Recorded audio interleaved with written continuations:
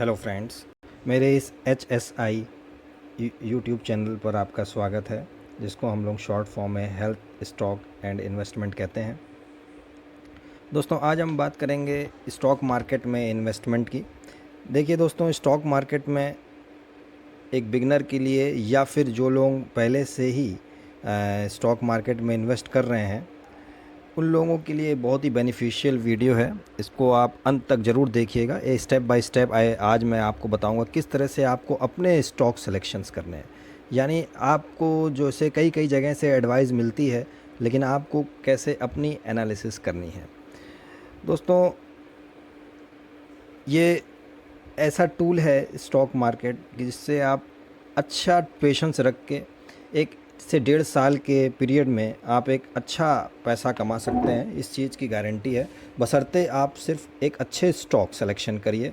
जो कंपनी आप सेलेक्ट कर रहे हैं वो बहुत अच्छी होनी चाहिए। दोस्तों, कई बार एडवाइस आती है, कई बार आपके ब्रोकर्स एडवाइस करते हैं, कई बार आपके जो है कई SMS आते हैं आपके पास, और कई बार जो आपके कोलीग्स हैं या फ्रेंड्स हैं वो आपको कई बार इन्वेस्ट करने के लिए सलाह देते हैं कि इस कंपनी में इन्वेस्ट कर लीजिए, इससे बड़ा अच्छा जो है पैसा बन जाएगा।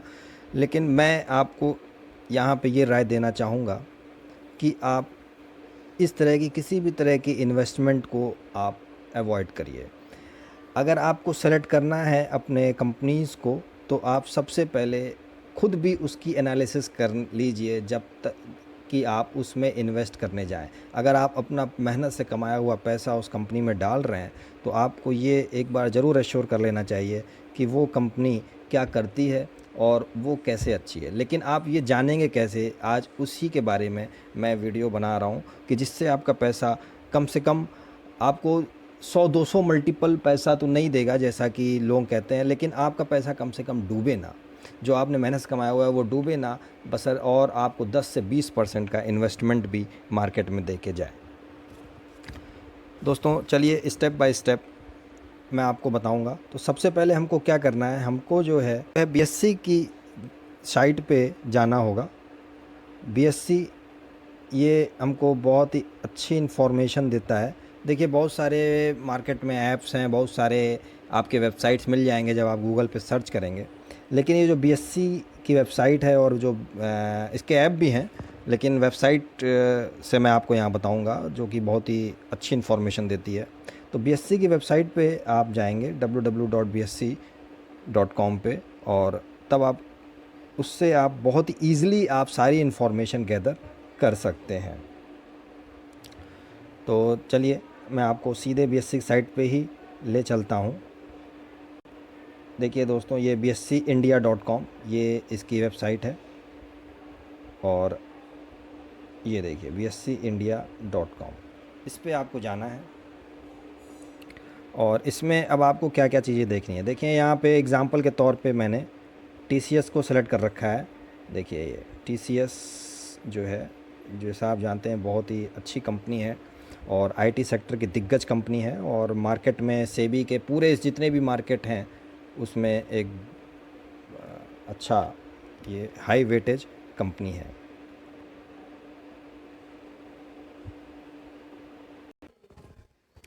हाँ, तो जैसे TCS आप यहाँ पे इसके सर्च बॉक्स में, जैसे ये दिखा रहा है सर्च बॉक्स, ये इस जगह पे आप फिल करेंगे TCS, तो आपको TCS लिख के आ जाएगा।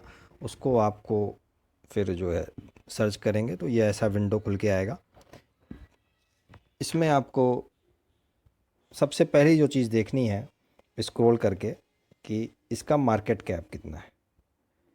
जैसा यहाँ पे दिख के आ रहा है, ये मार्केट कैप, ये बहुत ही इम्पोर्टेंट फिगर है दोस्तों, मार्केट कैप। ये देखिए, इसमें लगभग 68,24,083 का मार्केट कैप दिखा रहा है। दोस्तों, ये मार्केट कैप जो है ये बहुत ही इम्पोर्टेंट फिगर होता है, और मैं समझता हूँ कि सबसे पहले आपको यही चीज़ चेक करनी चाहिए किसी भी स्टॉक में जाने से पहले।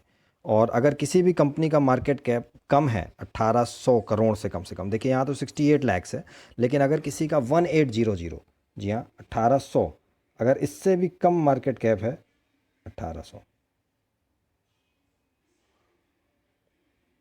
तो आप अगर इससे कम का मार्केट कैप है तो आप इस कंपनी को सेलेक्ट नहीं करेंगे। यानी 1800 करोड़ से कम का मार्केट कैप, यहाँ पे अगर 1800 से कम लिखा हुआ है मार्केट कैप में, तो आप उस कंपनी को सेलेक्ट नहीं करेंगे। नेक्स्ट फिगर जो हम लोगों को देखना है, सेकंड पॉइंट, देखिए वैसे तो बहुत चीज़ें हैं, लेकिन आपको जो नेक्स्ट देखना है वो देखिए, ये TCS में ही,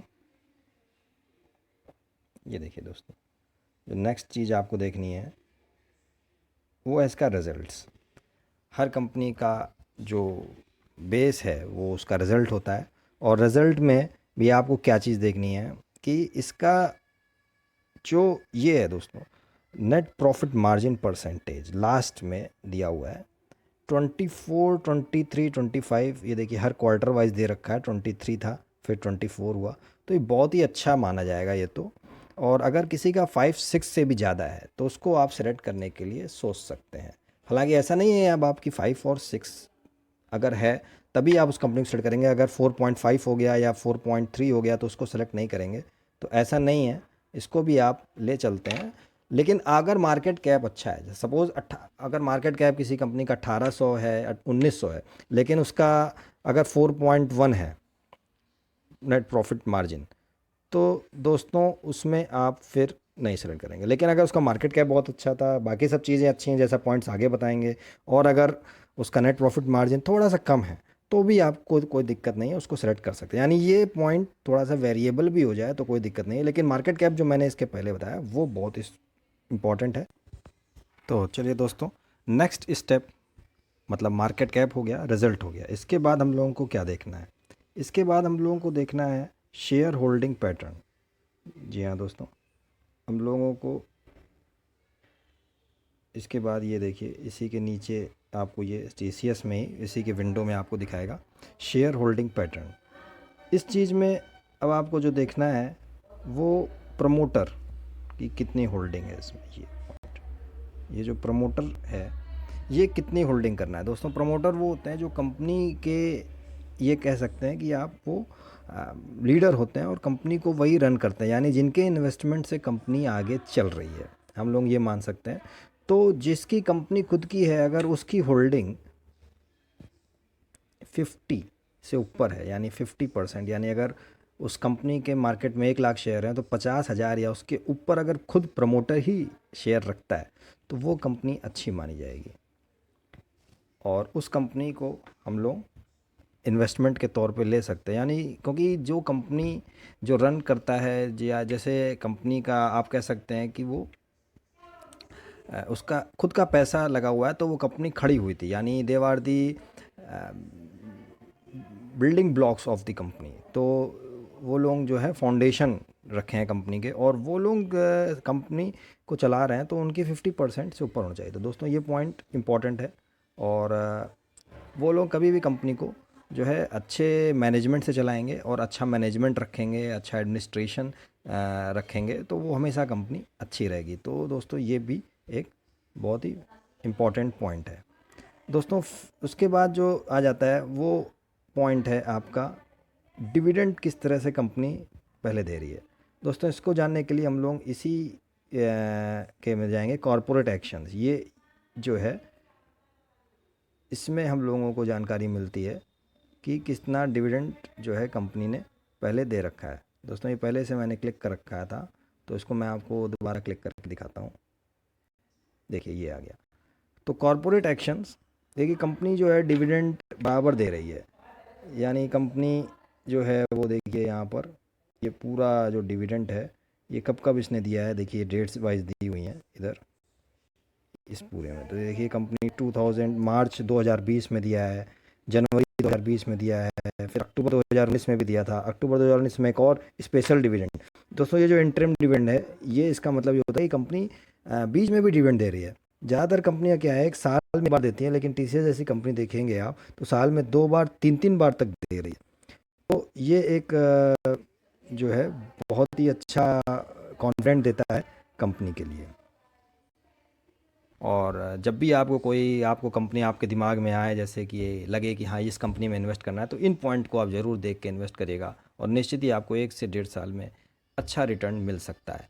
और अगर आपको फिर भी कोई डाउट हो उस कंपनी में, आप सिलेक्शन करने से पहले आप मुझे अपने कमेंट बॉक्स में डाल दीजिएगा। मैं उस कंपनी का और भी पॉइंट्स या और भी जो टेक्निकल और फंडामेंटल रिव्यू है उनको करके आपको ज़रूर उस कमेंट का रिप्लाई कर दूंगा कि इस कंपनी में आपको इन्वेस्ट करना चाहिए। और अगर करना चाहिए दोस्तों, एक और चीज़ इंपॉर्टेंट हो जाती है, अगर आप किसी कंपनी में इन्वेस्ट करना है तो पोर्टफोलियो का कितना परसेंटेज आपको उस कंपनी में रखना है, तो वो भी मैं बता दूंगा। इसके अलावा जो नेक्स्ट वीडियो है वो मैं हर सेक्टर वाइज, यानी ऑटो सेक्टर, आईटी सेक्टर, जैसे टीसीएस आईटी सेक्टर की कंपनी थी, तो किस सेक्टर वाइज आप में कौन कौन सी अच्छी कंपनियां हैं जिसको आप सेलेक्ट करें और एक अच्छा पोर्टफोलियो बना सकें, ये मैं अपने नेक्स्ट वीडियो में दोस्तों मैं एक बार फिर से आपको सारे पॉइंट्स रिपीट कर देता हूँ जो जो बताए गए हैं। तो सबसे पहले तो आपको दोस्तों देखना है मार्केट कैप, है ना। तो मार्केट कैप ये इसमें आपको जो है पहला पॉइंट है और बहुत नेसेसरी पॉइंट है, जिससे आप स्टॉक सिलेक्शन का शुरू करेंगे। यानी अगर मार्केट कैप 1800 से नीचे अगर आप जिसका भी देखेंगे तो आप वहाँ पे उस कंपनी को और पॉइंट देखने की ज़रूरत नहीं है। अगर इससे कम है तो you should avoid that stock, तो आप उसको आगे स्टॉक में नहीं जाना है। ये पहला थंब रूल है, ठीक है। इसके बाद फ्रेंड्स आपको देखना है रिज़ल्ट्स। जैसा मैंने बताया रिज़ल्ट्स में जाना है। रिज़ल्ट में आपको बताया गया था कि रिज़ल्ट तो आप सब जानते ही हैं कि क्या होता है कंपनी के लिए, क्या मायने होते हैं। तो रिज़ल्ट जब तक अच्छा नहीं रहेगा तो और ये आपको जानना कैसे है कि रिज़ल्ट अच्छा है कि नहीं। तो रिज़ल्ट अच्छा जानने के लिए आपको एनपीएम परसेंटेज देखना है। हर वेबसाइट पे जितनी भी स्टॉक मार्केट में स्टॉक्स के बारे में बताता है एनपीएम परसेंटेज दिया रहता है। ये कम से कम 4-5% तो होना ही चाहिए मिनिमम। ये आपको देखना है, थोड़ा बहुत कम भी होगा चल जाएगा अगर बाकी पॉइंट्स अच्छे हैं उस कंपनी के, ठीक है दोस्तों। नेक्स्ट पॉइंट जो है वो था मेरा शेयर होल्डिंग पैटर्न का। यानी शेयर होल्डिंग में भी हम लोगों को क्या देखना है कि प्रमोटर की होल्डिंग कम से कम जो है वो 50 के अबव हो। 50 के अबव है तो वो चलेगी, तो कंपनी अच्छी है। इतना ही देख के आपको वो पॉइंट देख लेना है उसमें। और फिर लास्ट जो पॉइंट मैंने आपको दोस्तों बताया वो है डिविडेंड पे आउट। ये भी अपने आप में इम्पॉर्टेंट पॉइंट है। इससे हम उस कंपनी को बाकी पॉइंट अगर अच्छे हैं जैसे कि market cap, results, promoter holding, कई कंपनी आपको मिलेंगी दोस्तों जिसके market cap, results, promoter holding सब अपने पैमाने पे हैं। यानी सब जो जो मैंने बताया वो स्टैंडर्ड्स हैं, लेकिन उस कंपनी के कभी कभी डिविडेंड अच्छे नहीं होते हैं, तो वो कंपनी हम नहीं पहचान पाते। तो डिविडेंड पे आउट से आप अपने अंदर कॉन्फिडेंट लेंगे कि हाँ हम अब ये जो है शेयर खरीद सकते हैं, ठीक है फ्रेंड्स। तो इसी के साथ इस वीडियो को मैं एंड करता हूँ।